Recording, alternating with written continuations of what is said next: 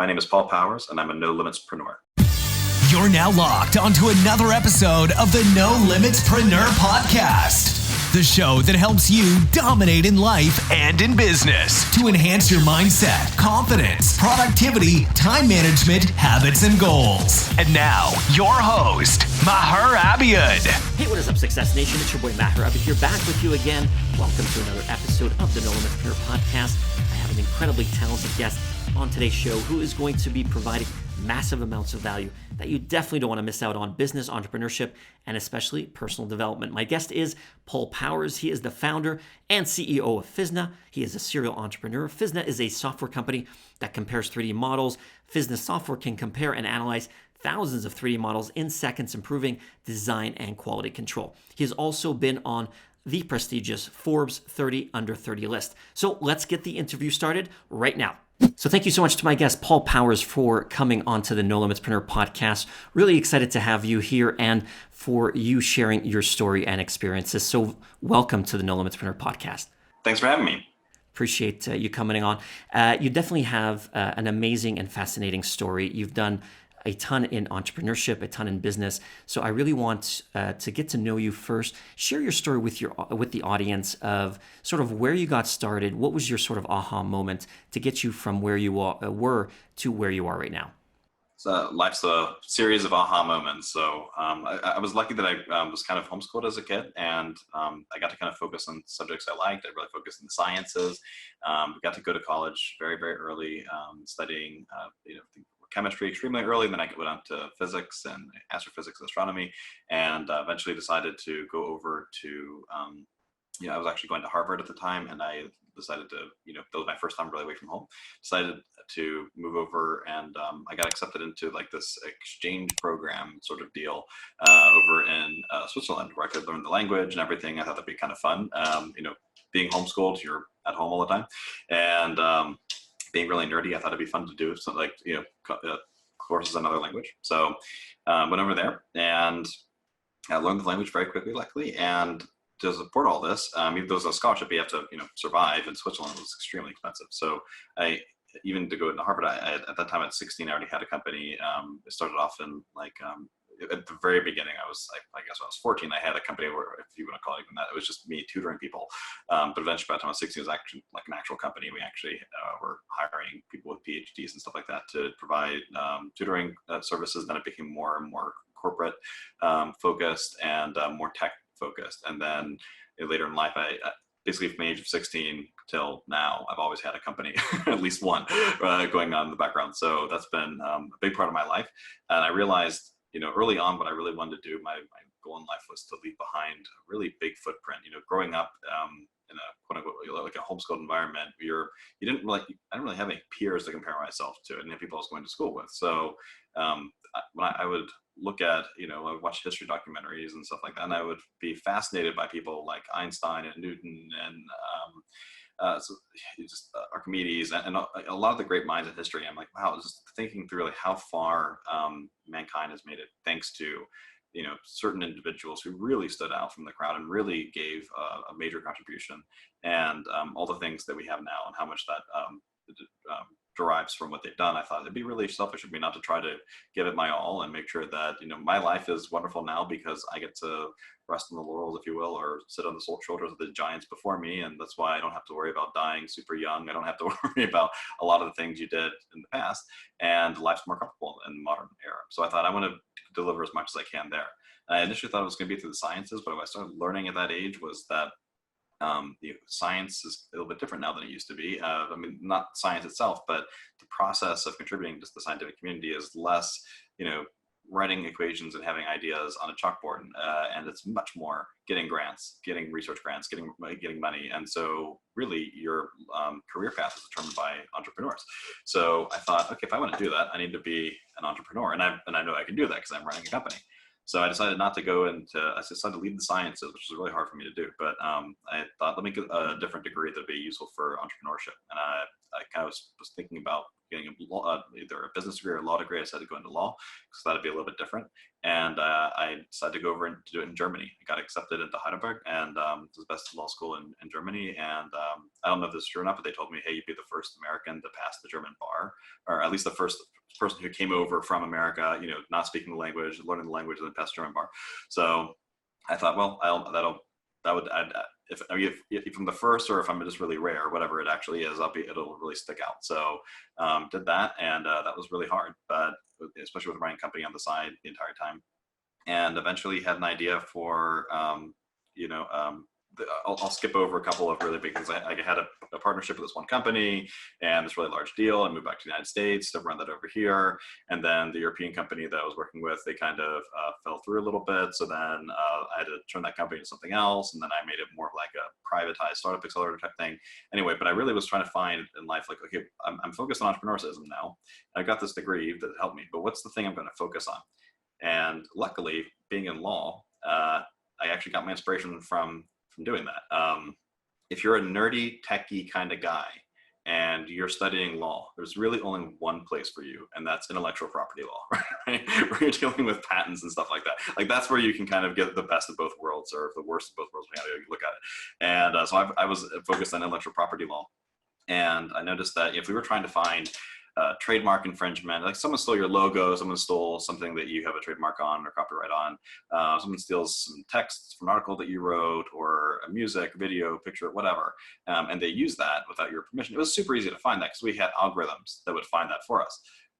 When it came to patent infringement, you know, someone stole my invention, they built something similar to what I've patented, that virtually never got caught ahead of time. That was always, you know, I found it because somebody told me about this, or I saw marketing materials because it's already on the market, or I bought one at the store and realized this is my product, somebody copied from it, you know. So they always found it after the fact. And that intellectual property theft and patents is huge. It costs trillions of dollars to the global economy every year. And so I thought, well, it'd be wonderful if I could solve that by using something like an algorithm. So I had the idea to figure out how you would do that. And all the companies I had started were very B2B, you know, very business to business, and they were very tech focused. So I thought, this is great. This is a perfect problem. And I met my co-founder at the time, Glenn Warner. He unfortunately passed away last year, which was really upsetting. But he was great. He and I met up with him, and he had a 3D printing company in the Midwest here, and reached out to him and told him about my idea. And he's like, okay, that's great. I can see a lot of value in that. And we proceeded to look at all the different tools in the market that said they were geometric search, 3D search, whatever type tools. And we were really disappointed to find out that basically none of them worked. And if you think about what you have to do for IP protection, you know, if you have like a model of Mickey Mouse or of Donald Duck, and someone takes the head off of Donald Duck and Mickey Mouse and switches them, well, it's still an infringement. Disney's copyright, like, you can't do that. That's still an infringement on their IP. So you can't just say, I'm going to take things that are duplicates or 100% the same or very, very, very similar, and the same file type. It has to be file type neutral. It has to be context neutral. It has to be able to find parts within parts, and it has to be able to figure out relationships between parts. How do things relate to one another? So the bar is very high, and even for the simplest use case of things being duplicates, the tools that were on the market were terrible. I mean, they were inaccurate, first of all, so they weren't able to do what we wanted them to do. They were super expensive. They were very clunky, very inefficient, and they had no ability to scale to do the other things that we needed them to do, like finding parts and parts or certain types of relationships. So we thought, okay, if we were going to start with the technology that's out there, it would actually cost us a fortune. It would cost us over $1 billion to get this off the ground and actually do anything. And even then, there's a pretty big brick wall we're going to run into at some point. So what we did was, my girlfriend's family, they have a little house down in the Caribbean.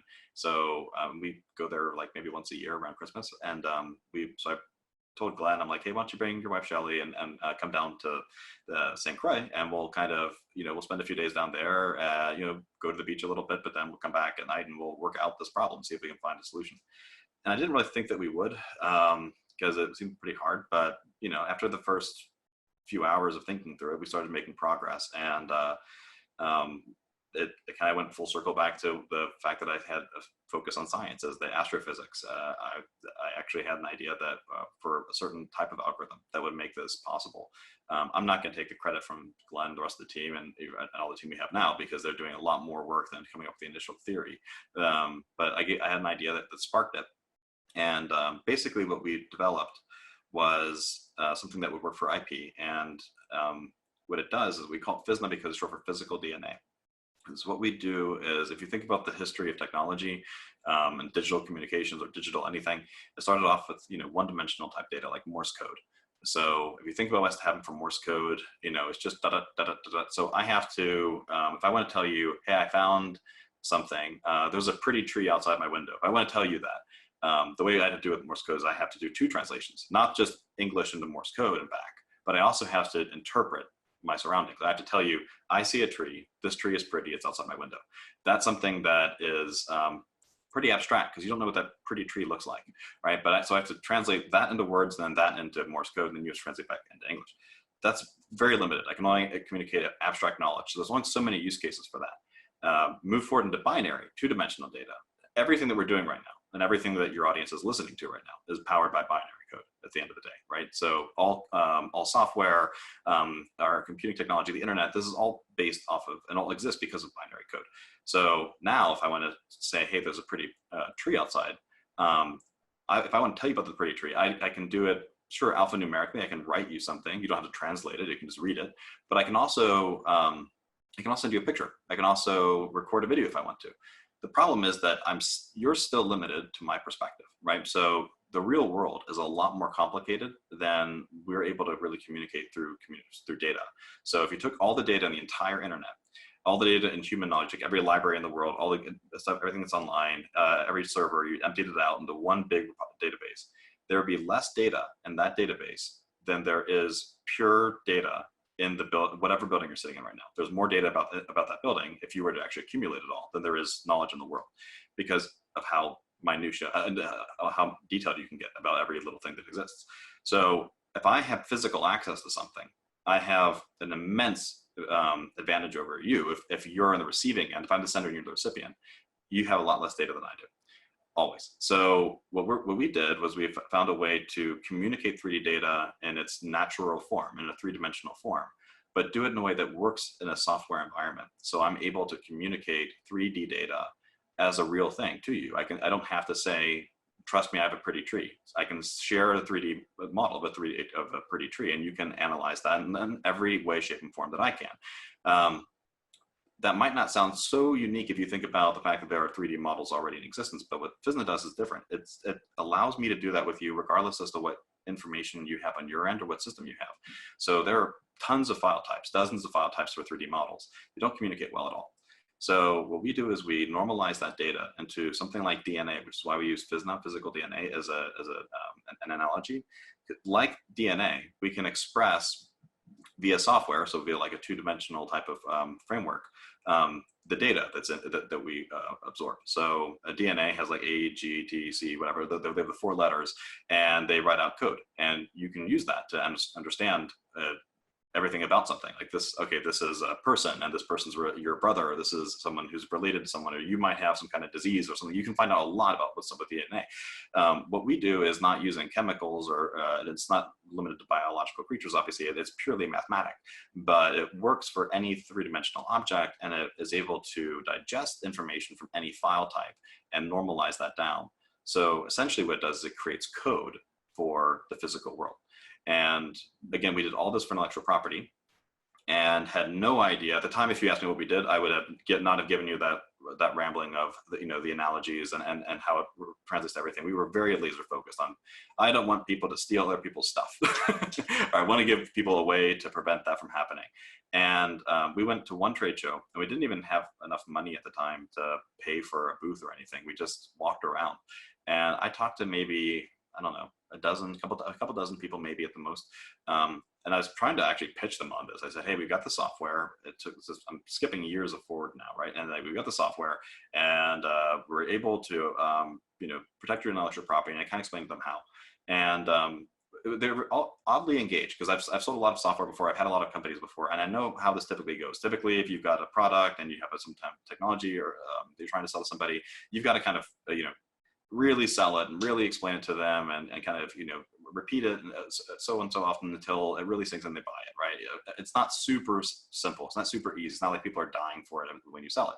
What was really weird here was that within a month of that trade show, we received calls from a number of very, very large companies, agencies, institutions from around the world. And we counted 20, or roughly 20, give or take a couple, but about 20 different independent use cases that were different from each other, that had nothing to do with each other at all, that we had never mentioned, that we had never suggested. And all of them were technically doable with the software. So for instance, from educational institutions, we heard about the need to prevent plagiarism during mechanical engineering school. We heard from medical institutions that there's a problem where, obviously identifying cancer in the early stage is problematic. Two-dimensional AI is doing a pretty good job of making that prediction, but three-dimensional AI, especially if you can pick up on density abnormalities, could do it much faster, much more accurately. And they asked, could your software do that? And we looked at the data they gave us. We said, yeah, it can pick up on these things. So and then there were many, many, many, many others that won't waste your time with it. Eventually, what we decided to do was to focus on one area. So basically to prove out the concept, which was now different. But we realized there was a lot more we could do with the software than protecting intellectual property, although that's one of the things we can do with it.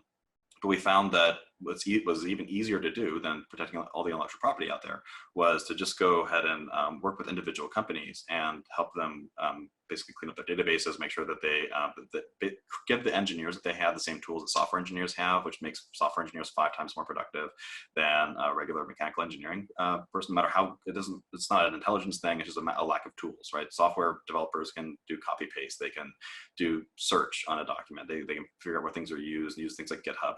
Those things don't really exist for 3D designers or product designers. So we decided to create technology that would allow them to have all that. And then from there, the same company said, hey, we'd actually like to use this in supply chain because having these duplicate parts that we have because we didn't have this technology means that we're ordering lots and lots and lots of parts from lots and lots and lots of vendors, finding that they're all the same thing. So we're wasting a lot of our money, and on average, about 40% of the procurement budget is being wasted. So that's another thing we solved, and it's the same software.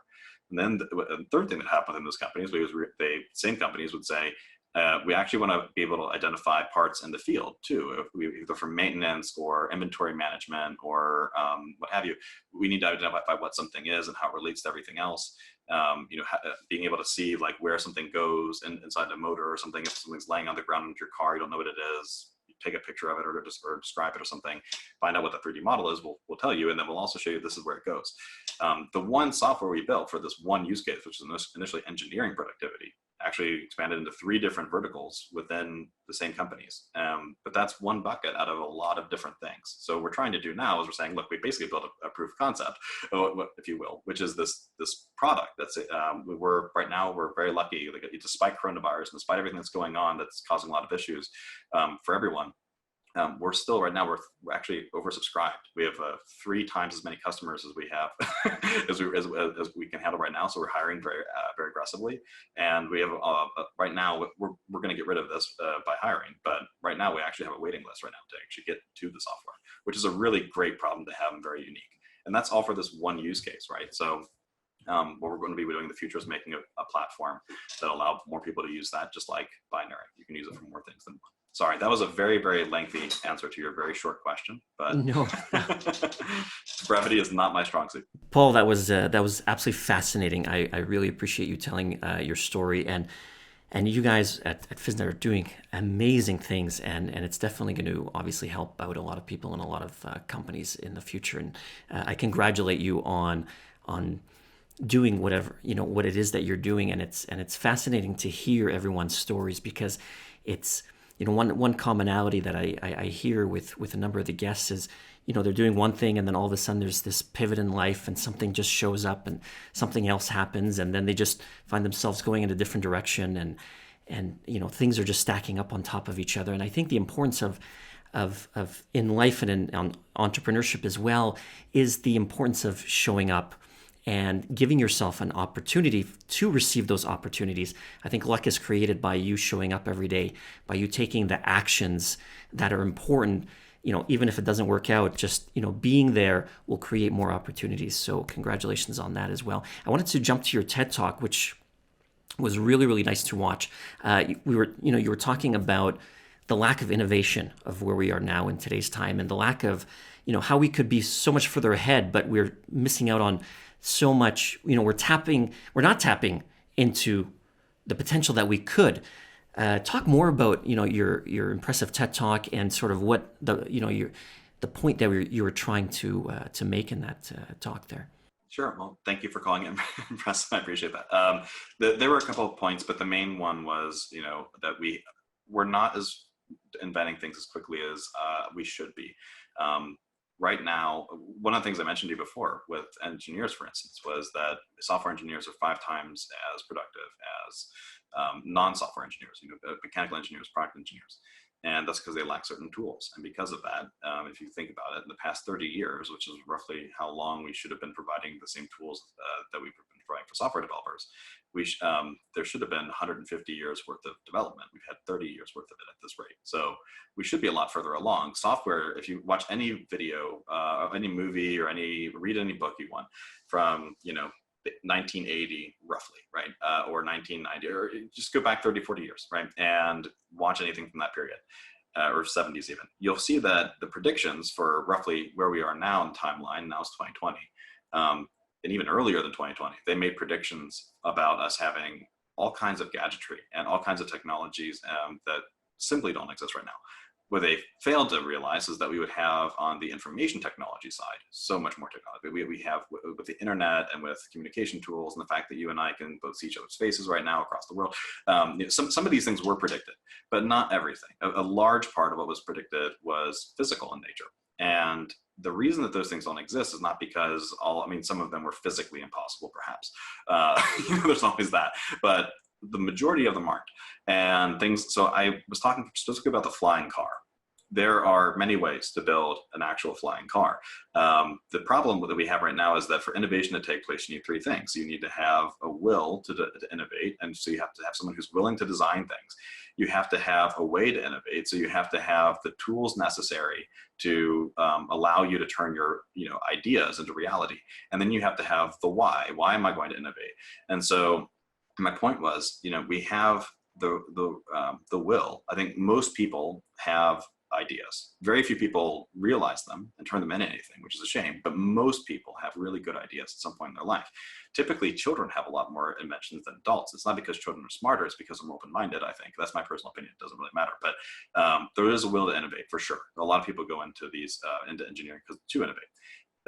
The way to innovate for a long time, we found, has been blocked in the physical realm, right? So when it comes to software, it's pretty simple to innovate. You could go right now, you could get online, you can go to Code Academy or one of those places. You could figure out how to code and do it for free, basically. And then you could go to and get a number of other tools, also basically for free. And then you could be a coder in no time, basically at your own speed, and become a highly prized, very well paid asset for any company.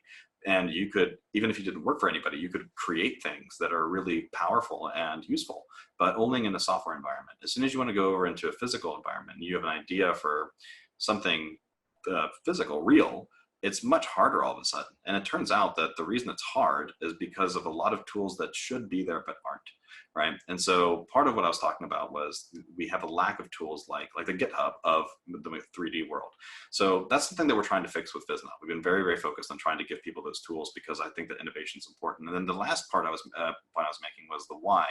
And there's this problem right now, which is things become like a self-fulfilling prophecy, right? So in software, you expect things that go, it's almost ridiculously funny watching people react to software or then hardware.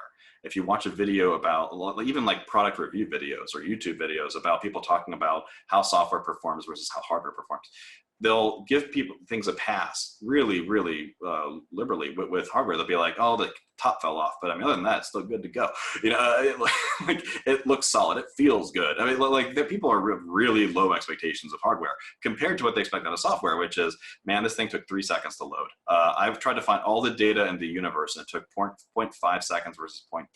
Like, what? You would never expect anything like that out of a physical machine. So And because of that, software engineers, we have a demand right now for fast innovation in software.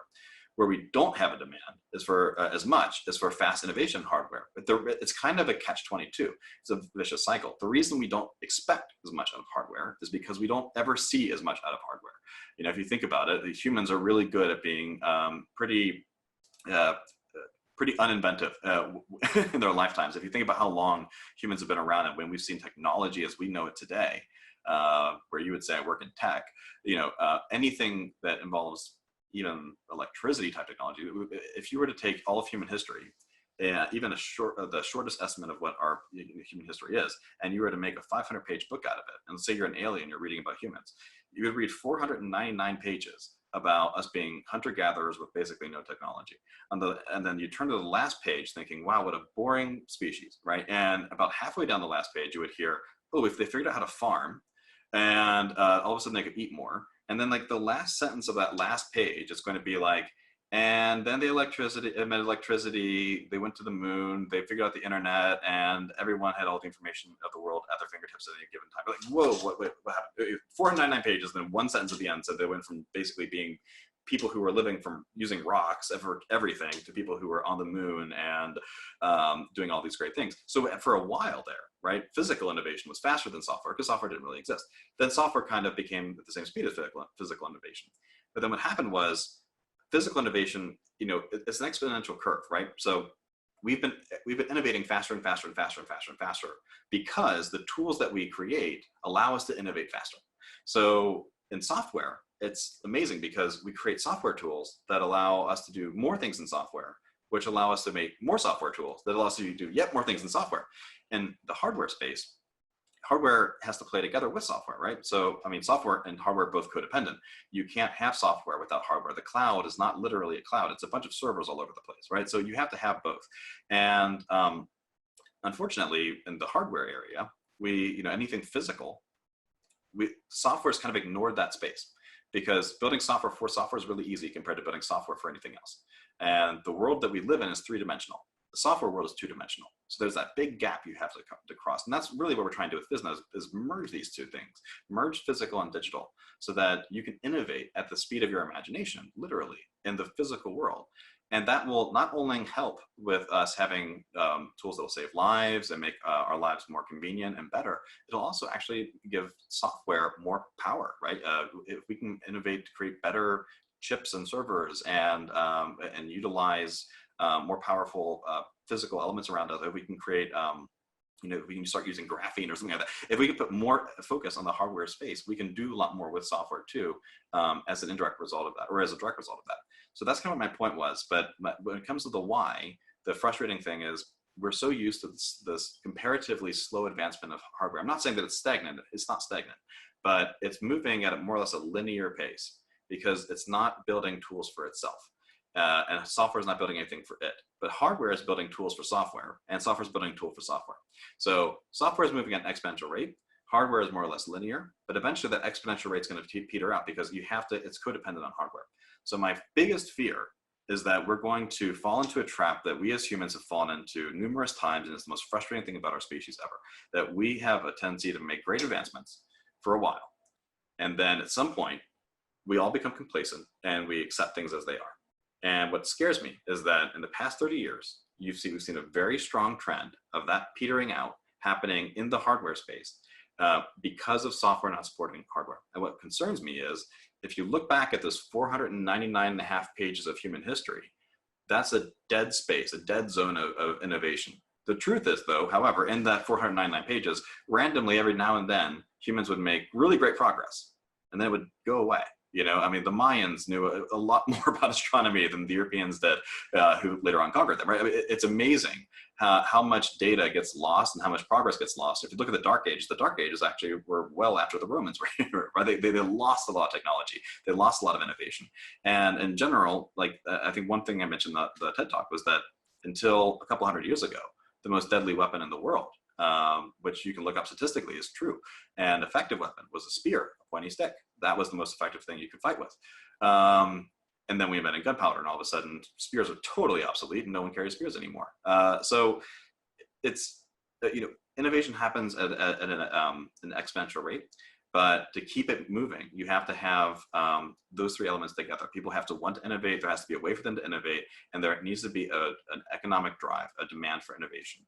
And what scares me is that I think that some of us are becoming a little bit complacent, and we're okay with the fact that our cell phones have been, these glass rectangles here for about a decade now. And they've not really changed in any major way. They're faster a little bit.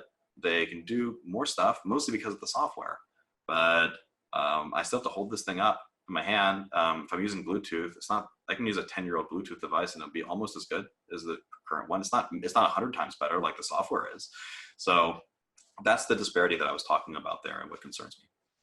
I think you hit the nail on the head. I've totally agree with you on the software side, coming from working with a number of SaaS companies when I was doing marketing as well, and seeing the innovation that was happening quickly in software versus hardware, like you just said. I mean, our phones are glass bricks for a decade now, and nothing's really every cycle there's odd improvement in the processor speed or whatnot, a little bit more memory and whatnot. But other than that, the fancier iOS updates are a bigger deal than the actual hardware updates as well. You have the bump in the camera specs, but other than that, the big play is the new version of the software. And I think it's really important. And what I got out of the TED Talk is that we as humans can do more from a personal development point of view. We can do more than we think that we can. And just because nobody else has done it, it shouldn't mean that we can't do it as well. There's so many times in human history that people, entrepreneurs, have broken through sort of the invisible ceiling that we thought we could place on our, that existed.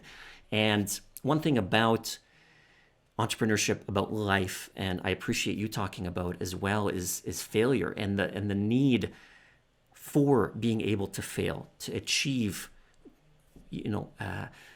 more change in life, to better your life. And unfortunately, a lot of people do fear that fear of failure. And I've done some talks on that as well, and a lot of content on breaking through failure. And as an entrepreneur in yourself, can you give us some sort of stories on how you use failure to sort of pivot and grow yourself, and how others can really break through that to become better people and grow better businesses? Yeah, and that's actually one of the reasons why when you reached out, I decided, I would like to do this podcast, because one of the things I think people focus on too much when they're starting a company is they read too many how-to books. And really what you need to read are, if they're how-to books, it's about your mind, because your mindset is going to make up the vast majority of your success. And failure is one of the most important parts of becoming an entrepreneur. I can point to almost every good major thing that's happened in my life, and I can probably point to very briefly behind that a pivot point that made that possible. And every single pivot point without failure would be failure, right? Every single one would be failure. Even in the story that I gave you about Physna, we were trying to build a tool with existing technologies, and we failed. We failed to build that because the technologies we saw were not going to do it. So we decided to create our own software. If we had succeeded, we would be a tool, we would be a product, we would be a widget. There's nothing wrong with that, but we wouldn't be a technology, right? We would be using technology for another use case, and we wouldn't really have an advantage over anybody else who decided to do the same thing. So that was a huge win, and that win came from massive failure. Trust me, it was very frustrating. The thing about failure is that that makes it difficult is it's ingrained in us to fear failure. And so if you go back, I love thinking about and reading about basically two main topics, because I think if you understand yourself, it's a lot easier to understand the way that you perceive the world and the world around you, and how you need to change yourself. You can't change the world around you as quickly as you can change yourself. So if you change yourself now, it'll be much more effective than if you just kind of wish things were different. They're not.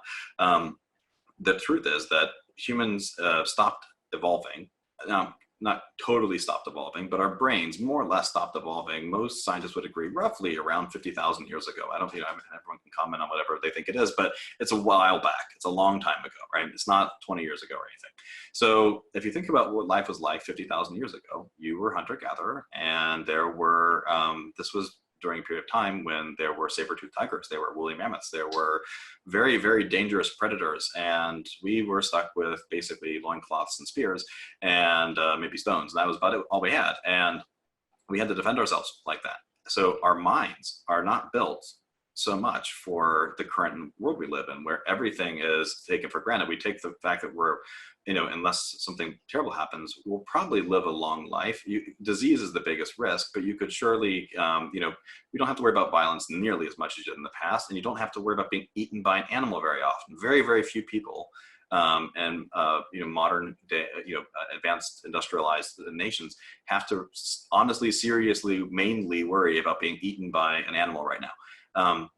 It's almost like a joke now. They even say I'm worried about something eating me, compared to where it was in the past. In the past, that was probably their most likely way out in some cases, right? In some areas. So our brains are evolved like any prey animal, and we're an omnivore, so we're a weird species. We have the ability to think like a predator and like prey, and fear is very much a prey instinct, and it's self-preservation. And the problem is that because we don't have, very few people are working in a tiger cage right now and building a company at the same exact time. If they did, maybe their fear would be different, because their fear would be, they would have something to relate it to. They would be really afraid of a tiger coming out and eating them at any moment. And they would be not so much afraid about what's going on the screen and how much success they're having in their business, because why does that matter if you're going to be eaten by a tiger in 5 minutes? But we don't live like that. We don't sit in a tiger cage and code, right? So because we don't, our points of everything's relative. So we view success and failures along the way as the same way that you would view being at risk of being eaten by a saber-toothed tiger. If you lost, this is the same thing when it comes to people being popular or feeling like they're successful in the eyes of their peers. One of the things I mentioned at the very beginning is I'm lucky that I didn't have peers I had to worry about. The reason I say that isn't because I was like being alone. No, I had friends, but I didn't have to compare myself to people. That's a fundamental human trait, is that when we've talked about failure, most people aren't afraid of failing. Some people are afraid of failing in their own eyes. Some people are afraid of failing in the eyes of others. More people are fall into the latter camp than would admit it. And but really, it's actually the fear of death. You have the fear of death in you every time that something small happens. And that's why people overreact to things. And I think that it's the end of the world because they didn't get a deal or something. And in reality, it's not, right? So what you need to do to become an entrepreneur, I've actually said it a lot of times, and I say it half jokingly, is that you almost have to have a brain defect to be a good entrepreneur by birth, right? So saying that person's a born entrepreneur, you might as well be saying there is a biological instinct that this person that was not born with enough of, right? If they were alive and living in the tundra 50,000 years ago, they would probably be the first one on the first thing on the menu for most of the animals out there. But nowadays, it's you want that. You don't want that fear as much. So it's something you have to train yourself, and you can. And you train yourself by realizing what fear is, by analyzing it, by when it comes, it's inevitable that it'll come, evaluating what it is, and correlating that to a different outcome. So your brain you're in a default setting when you're born. Fear equals, if something doesn't go right, I will die. That's what you're born with. But if you can train yourself after a while to think, fear equals, I am doing something very audacious. It might be a smart thing or a bad thing, but as long as you're taking calculated risks, it may be a good audacious. And I've noticed a correlation that over the years, not every single time, but over the years in general, every time that I have a failure, my biggest success of that year or of that period of time tends to not be too far away from that. And I tend to make a pivot because of that failure that results in much bigger success. And as long as you're learning from failure, it's a very, very positive thing. And I actually told somebody, and I won't go mention who, and I won't mention the details of it, but I actually told somebody once who I have a ton of respect for, that my biggest fear about them when I first met them and interviewed them for a position was that they were unbelievably confident in what they were going to do. And I liked that. And that they said, I will not fail because I've never failed before. I liked the confidence. What scared me was I've never failed before. I almost feel like it's a prerequisite to success. And that individual later on did have one small failure, and they felt very bad about it. But kind of went back to that moment and said, when you said this is what scared me, is this fear of failure was so intense in you. And let's look at this as Maybe you weren't challenging yourself enough before and you had a little failure now. But guess what? Within 3 days of that same person came back and had a breakthrough, and the thing that they feel like they failed on, that was way better than what they were thinking of doing before. So if you coach yourself, you can think through failure the right way. And I think that it can be one of the most valuable tools to your success. I think for me personally, one thing that I've obviously always had that entrepreneurial spirit in my blood, and trying different things over the last decade. I've had so many sort of business opportunities that, to try to make money online and try to do this business direction and try to go do this business venture. It was constantly, the last 10 years have been nothing but just roadblock, hiccup, failure. This didn't work. And every time I hit that wall, I naturally instinctively pivoted to say, okay, if this is not working, what else can I do to try to make it work? It was almost like the failures. I thank the failures because they defined of who I am right now today. Because without me going in the direction, which now looking back, I didn't want to go down, like the marketing sort of agency route, it led me into this personal development world that it actually showed me what my true calling was. So without having all those stumbling blocks, I wouldn't be where I am today. And I'm so fortunate for that. And I appreciate you sharing those stories, because failure really is something that we all have to really just accept as being that part of life. We're not born out of the womb with this manual saying, this is how you do things correctly, this is how you do things incorrectly. We have to use life experiences to really shape us and help us define who we are. And leading into that, one of the final questions I wanted to ask you was sort of the importance of having vision and goals in life and having a direction to be able to not be pushed and pulled. A lot of us, this is one thing I wrote in my book, Time Thieves, was we're wasting so much time. There's so many things in life like social media that is just pushing and pulling us in different directions. We don't have a focus, a North Star that we're going towards. Talk about the importance of having a vision and goals and directions in your life and how others can really utilize that. So I'm really glad that you brought that up, because that's a really great segue into what, if you had let me ramble for indefinitely, probably one of the next things I was going to go into was that. So because it's very connected to failure, right? For failure to work as a tool, no matter, and honestly, the bigger the failure and the worse it is on you, in a way, the bigger opportunity it is to learn and to make a big pivot. But for failure to work, you have to have what you call the North Star. You have to have a goal. And one other problem with humans, and if I hadn't narrowed it down to the one I mentioned before, this ridiculous sense of fear over nothing, and the other thing being this: we are born, and and it's not just a genetic thing in this case. It's actually very much a cultural thing too. We reinforce this stupid way of thinking. Is we think about, I need to go, here are your options, kid. You can go to this school, or this school. Okay, here are your options, kid. You can go study whatever you want at this university. Here are the options of what you can study. Okay, here are your options, kid. You're now have a graduate degree. Why don't you go online and look at the options of where you can go get where you can go for your career. The problem is that if you ask that kid at the beginning, everyone when they're a kid, they have this thing of, when I grow up, I want to, right? It's almost instinctive the other way around, where we don't actually think in terms of, okay, what's my next step? But the problem is that if you always think about the path and then the goal, you will end up God knows where. Because if you were to put this into terms that are maybe more micro-focused, so you can see what will happen, it's kind of funny what will happen. If I go out with my car right now and I say, okay, what street am I going to take? This one looks prettier. This one looks like it's easier and flatter and nicer and not a big there's not as many potholes or whatever.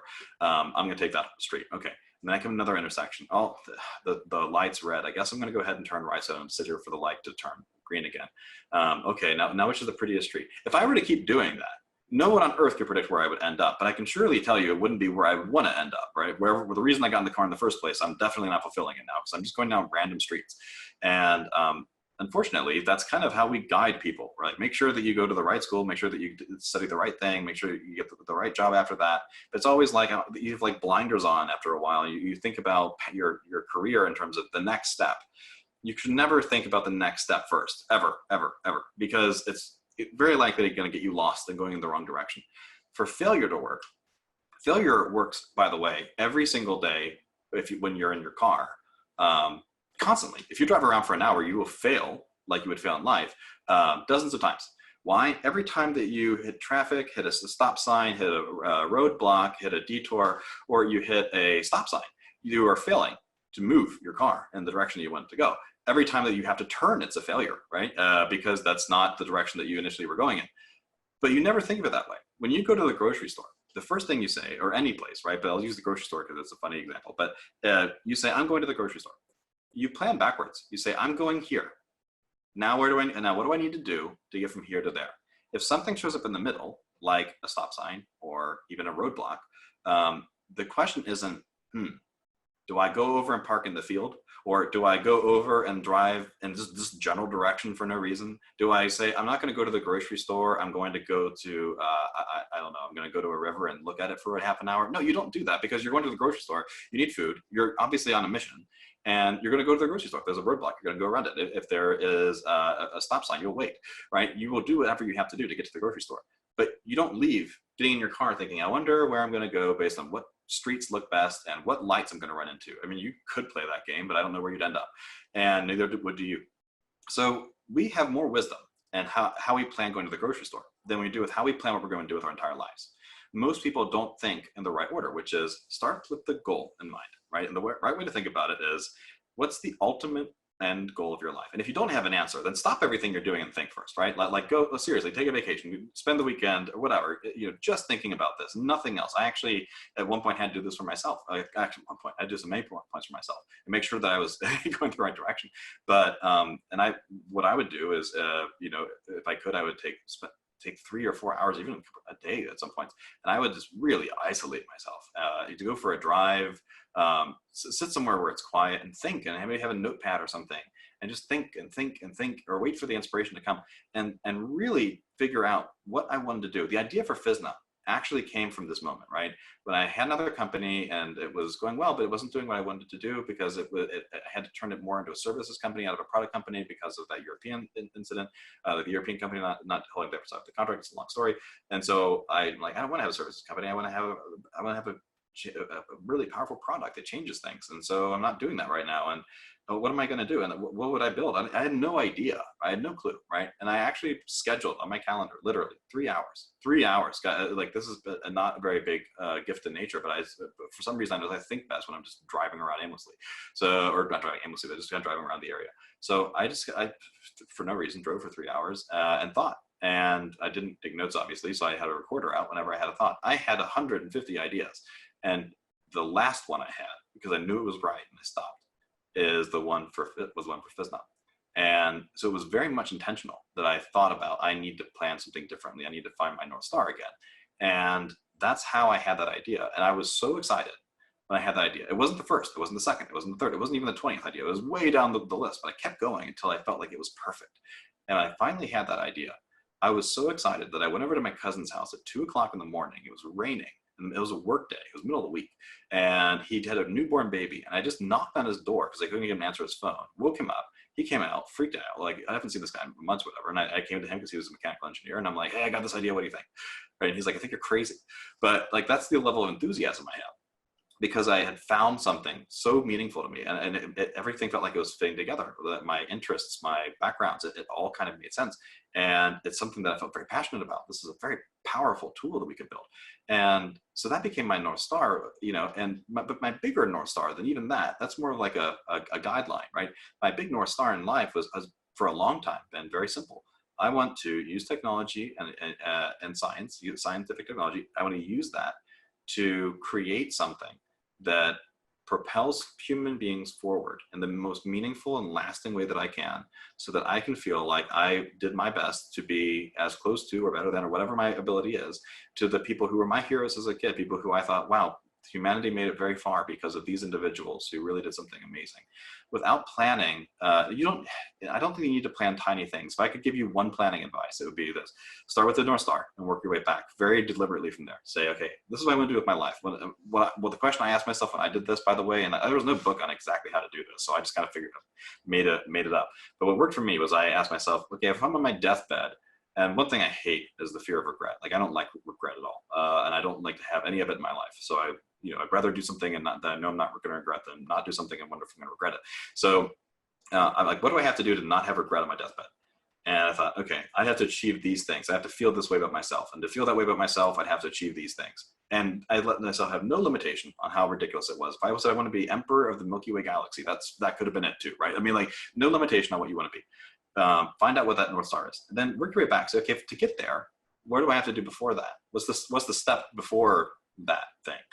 And what's the step before that thing? And so on and so on and so on and so on, until you get down to like, okay, so 5 years from now I need to do this. And then, okay, if that means that next year I have to do this. That means that in 6 months I have to do this. Next month I have to do this, et cetera. And you work your way back to now. What's the first thing I have to do, right? And actually plan that forward. The only thing that can ever change in that plan then, if you do this right, is not that North Star, it's not that end goal. It's the what street you have to take, because if you run into a roadblock. If you run into traffic on your way to the grocery store, where do you go from there? Is there another route you can take to get to the grocery store? It's the same way of handling those minutiae problems that you have, but for your life. So you'd think that people would handle it with more gusto, but people don't think about it the right way. And that's why I think it's very, very, very important to find your vision, what you want to do, and to do it very deliberately. If it's not already clear to you, make it clear. Take the time. It's the most important thing you'll ever do, I promise. And figure out what that goal is, and then make sure that everything in your life is about achieving that. And there's nothing wrong with any goal, by the way. And not everybody has to be a successful entrepreneur. Everybody can be whatever they want to be. But if everybody goes after that goal as aggressively as they go after the grocery store, and as logically as they do, you'll be happy. You'll be very happy, and these failures won't be a problem. You won't. The biggest thing is, sure, you'll be upset. You'll have moments where you're upset because you still have this, this bias in you about thinking of failure as death, and no one likes it. Sure, I don't like it either. I don't like failing. No one likes failing. Why would you?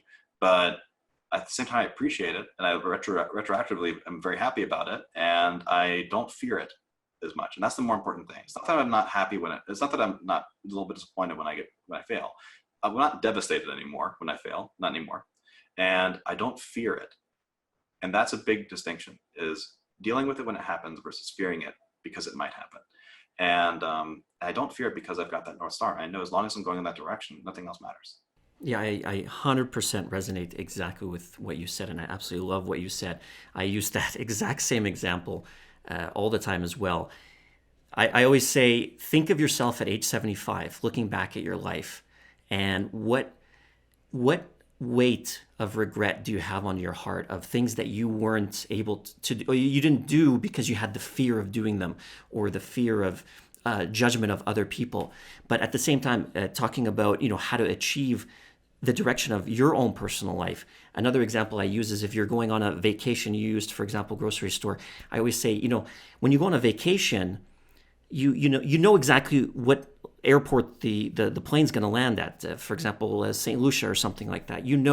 Okay, day one, I need these sandals. I need some swim shorts because we're going to go jet skiing. The next day, I need a fancy outfit because we're going to go out for a nice dinner. I need some sunscreen because the temperature is 40 degrees. I need this and that. So by starting at your end goal, is exactly like you said, you're able to know what steps and plan out from a micro point of view how you're going to get to that macro end goal. So I really appreciate the conversation today. It was a ton of fun, Paul. I definitely would love to collaborate with you again in the future and speak to you more about this. Just in closing, how can people reach out to you, learn more about your companies, and get in touch if they want to learn more? If you look up my company, you'll find me pretty quickly. I'm a very open, transparent person. So if you go to Physna.com or look up Physna, it's spelled Physna. So like physical DNA without the D, basically, Physna. Then if you find it on LinkedIn or you find it on the web or whatever, you'll be able to find me pretty quickly from there.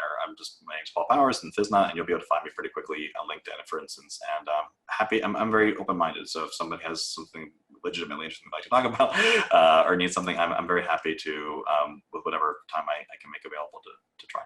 That's fantastic. Paul Powers, thank you so much for coming on to the Nolimitspreneur Podcast. I really appreciate you spending your time today to share so much valuable knowledge with the audience. And I wish you all the best in personal life and in your business as well.